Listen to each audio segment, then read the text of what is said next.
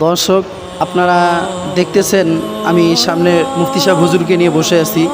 দেশ ও জাতির জন্য কিছু মাসলা বিষয়ে হুজুরের সঙ্গে আলোচনা করব এবং মাসলার উত্তর নেব। আপনারা সবাই ভালো করে মনোযোগ দিয়ে প্রশ্নটা শুনবেন এবং উত্তরটাও শুনবেন, আর বেশি বেশি ভিডিওটা শেয়ার করবেন। হুজুর আসসালামু আলাইকুম রহমতুল্লাহ। ওয়ালাইকুম আসসালাম রহমতুল্লাহ।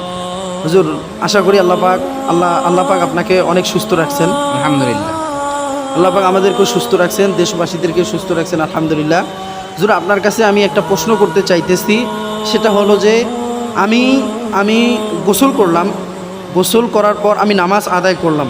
এই নামাজ আদায় করার জন্য কি গোসল করে আবার কি উযু করতে হবে? এটা ইসলামের দিক দিয়ে কতটা গ্রহণযোগ্য?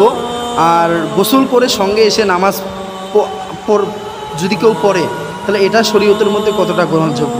যদি একটু ক্লিয়ার কাট করে একটু দর্শকদের ইসলামের প্রচারের ক্ষেত্রে যদি মাসলাটার উত্তর দিতেন, তাহলে অবশ্যই দেশবাসী সবাই উপকৃত হতো। আসসালামু আলাইকুম সম্মানিত দর্শক। উনি যে প্রশ্ন করেছেন, সুন্দর একটি প্রশ্ন করেছেন। বিশেষ করে আমরা যারা সাধারণ মোমেন মুসলমান নামাজি ব্যক্তিগণ আছি, সাধারণ আলেম না, সাধারণ মোমেন মুসলমান নামাজি ব্যক্তিরা যারা আছি, আমরা যদি সবেমাত্র গোসল করি, আমরা এই গোসল করলাম, এখন নামাজের সময় হয়েছে, নামাজ পড়ব। এই নামাজ পড়ার জন্য কি আমাকে আবার উযু করতে হবে? কথা হলো, সবেমাত্র গোসল করলাম, এখন আমি নামাজ পড়ব। এই নামাজের জন্যে আর দ্বিতীয়বার উযুর প্রয়োজন হবে না।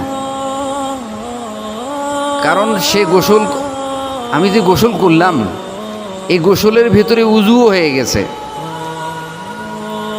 গোসল করার পরে যদি উযু ভাঙ্গার কোনো কারণ পাওয়া যায়, তাহলে অবশ্যই উযু করতে হবে নামাজের জন্য।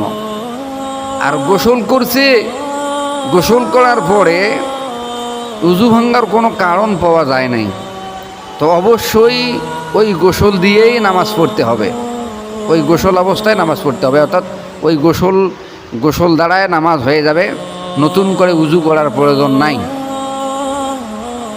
আর যদি গোসল করলো, সবেমাত্র গোসল করলো, এখন নামাজে দাঁড় হবে, নামাজ পড়বে, সে যদি আবার উযু করে, তাহলে সে পানি অপচয় করার গুনাহ হবে, তার আমলনামায় পানি অপচয়ের গুনাহ হবে।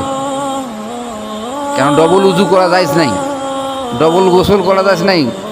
শরীরে গোসল আছে আবার গোসল করা যাইজ নাই, উযু আছে আবার উযু করা যাইজ নাই। হ্যাঁ, উযু আপনি একবার উযু করেছেন, ওই উযু দ্বারা একটা আমল করেছেন, নেক আমল, তেলাওয়াত করেছেন, নামাজ পড়েছেন, জিকির করেছেন, তাহলে আপনি আবার দ্বিতীয়বার উযু করতে পারবেন। যে উযু দ্বারা, যে গোসল দ্বারা কোনো ইবাদত করা হয় নাই, ওই উযু গোসল থাকাকালীন আবার যদি নতুন করে উযু গোসল করা হয়, পানি অপচয়ের গুনাহ হবে, সওয়াব তো হবে না। আল্লাহ তাআলা বুঝার তৌফিক দান করুন।